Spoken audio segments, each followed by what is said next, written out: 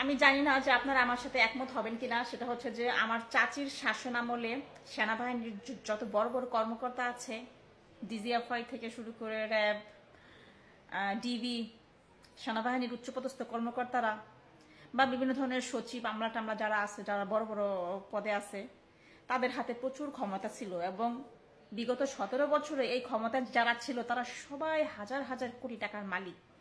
তো এখন শুনছি যে সেনাবাহিনীর যারা কমিশন প্রাপ্ত, মানে যারা অফিসার পদে আছেন, তাদেরকে নাকি ম্যাজিস্ট্রেসি ক্ষমতা দেওয়া হয়েছে। হ্যাঁ, তো আমার কাছে মনে হয় যে আগে তো এই সুবিধাটা পাইতো যারা হচ্ছে রাঘব বোয়াল, তো এখন হচ্ছে যে যারা অফিসার থেকে শুরু করে, যেমন ওই second lieutenant, captain, major, lieutenant colonel, তারাও এই সুবিধাটা পাবে। দেখা যাবে যে কিছুদিন পরে দেখা যাবে যে তারাও সবাই কোটি কোটি টাকার মালিক।